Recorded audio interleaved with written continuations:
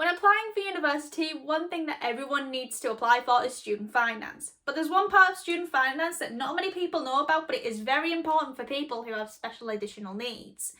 I've just finished my first year of university, and today I'm going to be talking about Disabled Students Allowance. I'm Jenna, and I'm a first year media production student at Teesside University. I applied for Disabled Students Allowance in my second semester. And in this video, I'm going to be talking about what Disabled Students Allowance is, how I applied for it, what I received, and how to apply for it for those who are starting university this year or who are in university in their second, third, fourth year plus. I just wanted to add a disclaimer in the beginning to say that all of the information is relevant to UK universities, and all the information that I've got for this video is from the gov.uk website and my experience. So let's head on. Right, so what is DSA? Well, Disabled Students Allowance is a support that covers study-related costs for those who have mental health problems, long-term illnesses, or any other kinds of disabilities. Unlike other student finances though, like maintenance loans, students loans, you don't pay these back. And another thing that isn't like maintenance loans is that it does not matter what your parents' income is, the household income. The only thing that matters on your support is is individual case needs. So someone who may have diabetes is someone who is going to get different support as someone who may have depression or anxiety. So I didn't know about DSA until I actually started university. So all the way through college, it never even got mentioned. But the reason I came across DSA is because I have anxiety, and I have quite a lot of anxiety attacks that stop my concentration and focus during lessons, which is quite important. Which focus is quite important when it comes to seminars and lectures. So it was quite bad that I was having these quite a lot during my time in my first semester. So as soon as I noticed that these started to become a problem and I couldn't hear what was going on during these attacks, I went down to my student life building and the advisors, and I literally just said, "Can I get support?" And they asked me, had I claimed on Disabled Students Allowance, and I said I didn't even know that was something that existed. And they got me in touch with a disability advisor who helped me go through the course.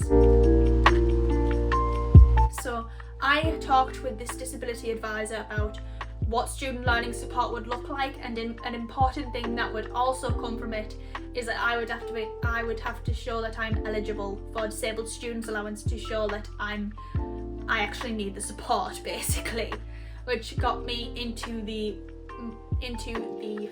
way of going to my GP, talking through everything, going to a mental health specialist, and basically saying, right, this is what's wrong with you, and you can get support for this. I sent all these documents that I got off my GP, which were handed to me by the university, to the Student Finance England, who also do my maintenance loan and student finance loan. I sent them all to Student Finance England, and they basically said, leave it with us. And after they said, right, so you can be eligible, but we're going to have to get an assessment. So basically I got in touch with a needs assessor who basically talked me through a normal day of going to university and if my anxiety was high. This started from getting the bus to going home and what happened at home. So this was stuff like, where should I sit in the classroom? Where should I sit on the bus? It's these stuff that the disabled needs assessor basically wrote in a massive document and said, she looks like she might need support. This is what I suggest she should have. And in this assessment as well, she basically went through, right, I think Jenna should have this, and this is what it is. after everything was sent off to DSA, they basically looked through the whole report and decided I was eligible and I was going to get something. Now, I don't actually see any of the money that the allowance provides. So what I mean by that is the closest I get to ever seeing money is that one thing I do receive is I get reimbursed for any paper or ink that I buy for my printer. I will basically send off receipts and say, hey, I bought this, this and this, could you send me it back? And they will give me back the money, because paper and ink is quite expensive, and if you're needing it a lot for not only what is during the course, but if you need to highlight stuff or note down, make notes to help further your understanding of things, then that is something that your disability may require, and they will send you back the money for that. Other things that I got access to Scholarcy and Notability. So Notability is like a note-taking app, and that basically helps me organise my ideas in a way that I understand them. So I could upload documents and books onto there, and it would mean that I would be able to highlight what I wanted, what I needed to know, and write what was happening during lectures. And that means that I wouldn't have to actually print off, like photocopy a book, and have to highlight all of that instead and use all of my printing credit up in one go. And Scholarcy is basically a really helpful way that I could collect all of my books and information and references. It would help me read all of the important information and see any citations that I might need and help me write these citations out. One of the most important things that apps that I got out of it though was Speechify, and I read really slow, and it's really hard for me to take in information that I'm reading, especially when multitasking as well.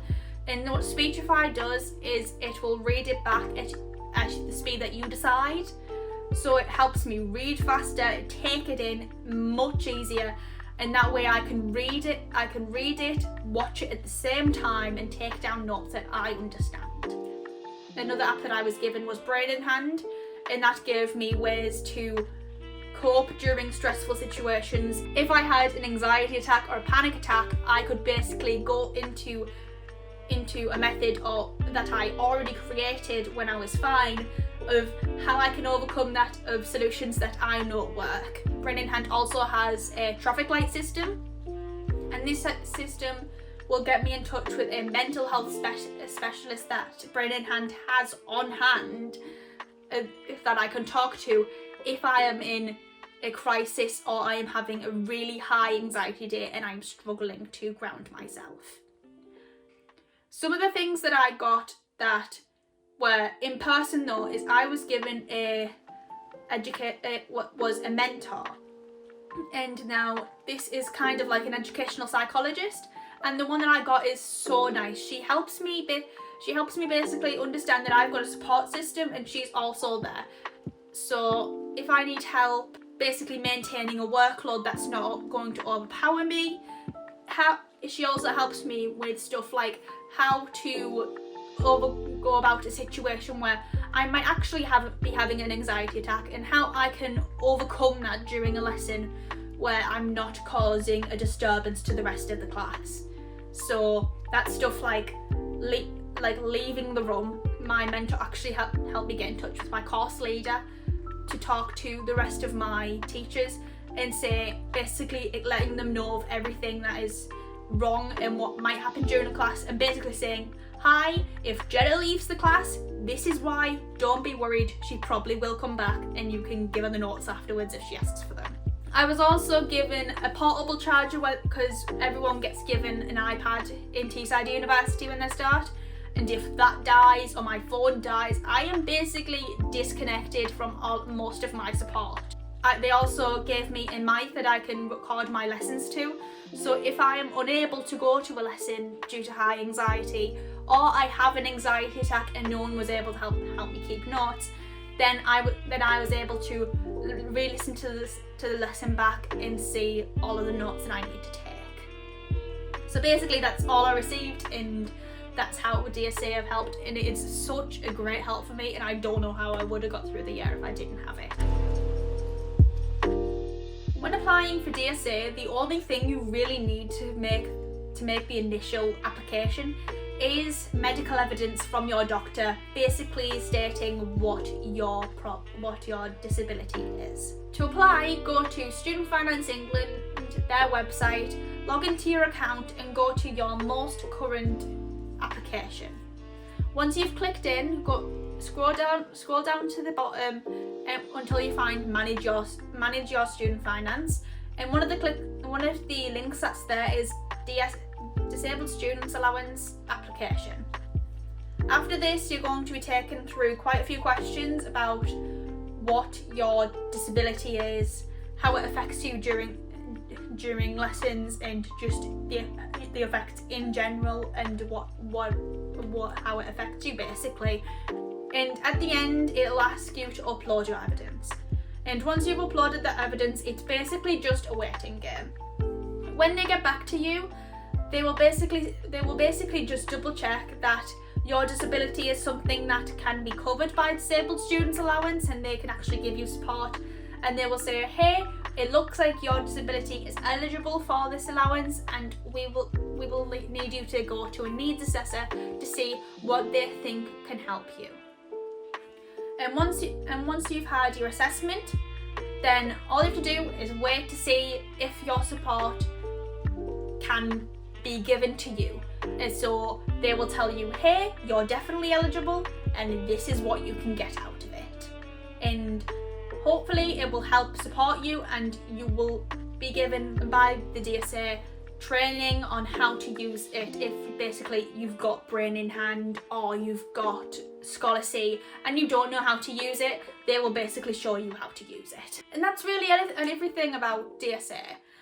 Thanks for watching. I thought it was really important to talk about this because not many people know that this exists, so the thought that people could get this support is really important because it really helps during your studies. If you enjoyed this video, please consider subscribing and giving me a like. Anything will do, anything can help. I will be giving more videos about my experience with anxiety and more talking about my experience on the media production course. If you'd like to see that, just follow me on my channel. That's all you need to do. I'll see you next time. Bye.